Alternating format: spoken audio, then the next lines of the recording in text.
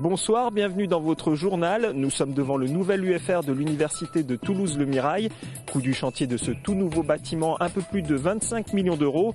Un projet qui s'inscrit dans la reconstruction de l'université qui s'achèvera en 2016.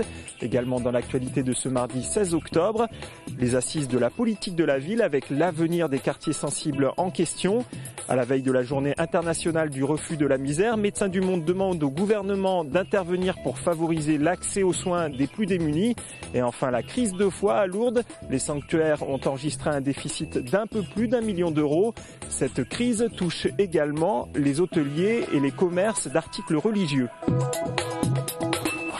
À la veille de la discussion au Parlement du projet de loi de financement de la sécurité sociale, UFC Que Choisir dénonce les difficultés d'accès aux soins au plan national et local. L'association publie une enquête qui prend en compte à la fois le nombre de praticiens disponibles par habitant et les dépassements d'honoraires pour 4 catégories, généralistes, ophtalmologues, gynécologues et pédiatres. Dans notre région, les résultats sont inquiétants selon les spécialités. En ce qui concerne les généralistes, on ne peut pas proprement parler de désert médical, dans la mesure où ça n'excède pas 10%.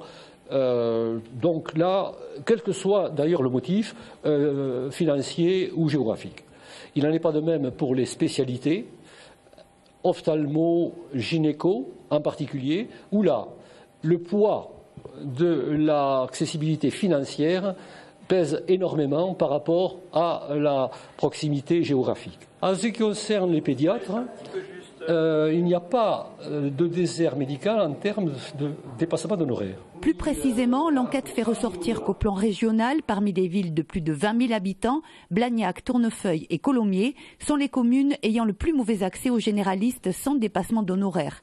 Au plan départemental, parmi les villes de plus de 5 000 habitants, Fronton, Seyss et Villemur sont en désert médical sur 2 spécialités, gynécologie et ophtalmologie. UFC Que Choisir appelle le gouvernement à limiter le nombre d'installations de médecins dans les zones surdotées et prône une disparition progressive des dépassements d'honoraires.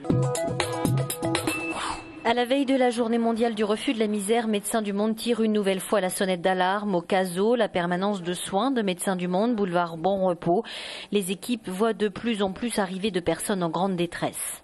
Moi, ce que je remarque beaucoup, ce sont les familles qui viennent nous consulter, des femmes seules avec des enfants, des gens qui sont dehors, des femmes, on en reçoit de plus en plus des femmes en très grande difficulté et qui sont très démunies, qui subissent des violences, qui sont dehors. Ce sont des personnes qui fuient leur pays avant tout, qui fuient la misère et qui ici espèrent trouver mieux.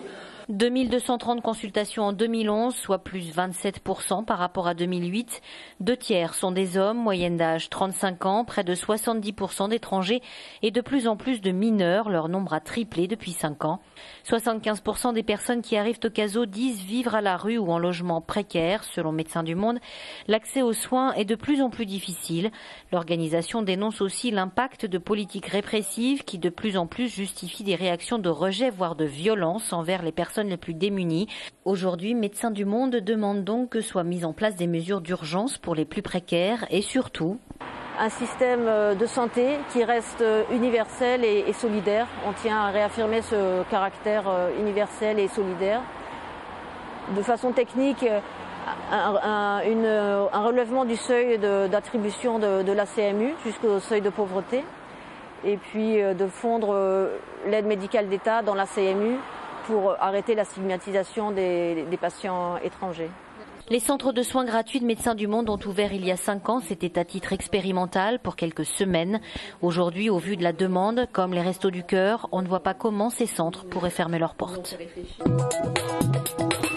Les assises de la politique de la ville se sont déroulées aujourd'hui à Toulouse en présence de François Lamy. Le ministre vient de lancer une concertation opérationnelle nationale afin de relancer la politique de la ville. Objectif, faire plus pour les quartiers en difficulté. Faire que le ministère de l'Éducation nationale, que celui du logement, que celui de l'emploi et de la formation, entre autres pour ne citer que cela, en fasse autant que dans les quartiers les plus favorisés, voire plus. C'est tout l'enjeu des conventions que je vais signer avec ces ministères d'ici à la fin de l'année. Le classement en zone urbaine sensible est en train d'être revu. Une nouvelle grille de critères est actuellement élaborée.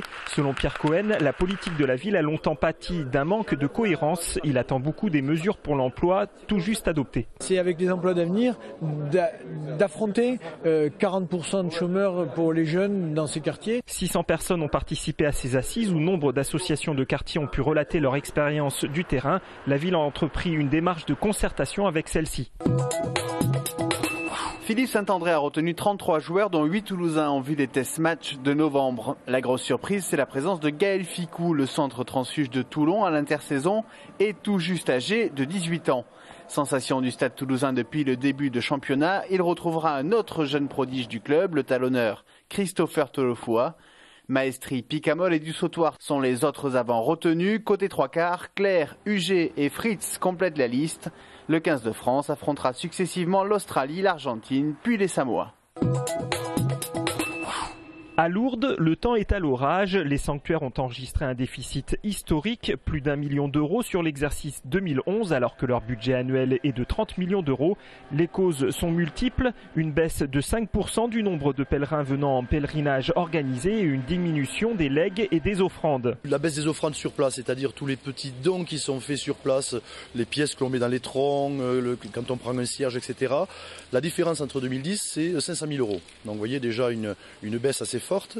Et quant aux legs, on a eu une forte baisse aussi puisque l'année 2010 avait vu un niveau très important de legs avec 1 500 000 euros. On n'a pas eu ce montant-là en 2011, ce qui explique donc ce déficit de 1 66 000 euros pour l'année 2011. Pour faire face à cette crise, les départs à la retraite ne seront pas remplacés. 8 emplois seront ainsi économisés. En 2013, les emplois saisonniers seront également réduits. Ils passeront de 140 à 120. Le diocèse espère revenir à l'équilibre financier en 2015. De leur côté, les pèlerins ont également constaté une diminution de la fréquentation. La crise financière, on la sent passer quand même, parce qu'on voit bien il y a moins d'Italiens, moins d'Espagnols. Nous déjà on est du Maine-et-Loire, alors ça nous coûte. Il faut se loger, on est à l'hôtel, il faut manger, évidemment. Bon on peut pas venir souvent. Oh la crise, ce moment-là passe partout, ça se comprend. Mais bon. Les gens viennent de moins en moins croyants. Et quand c'est la crise, tout le monde réduit, d'autant surtout pour tout ce qui est petits achats, gadgets, petits cadeaux superflus. L'essentiel du pèlerinage n'est pas là, il est quand même dans le côté religieux, oui. Lourdes compte 200 magasins de souvenirs et d'articles religieux. Les commerçants se rendent bien compte qu'à l'heure actuelle, leurs articles ne sont pas une priorité pour les pèlerins. Si les gens viennent à Lourdes, je crois que les hôteliers ont un peu moins travaillé cette année. Bon, l'hôtel, le restaurant, tout ça c'est obligatoire, on doit manger et dormir.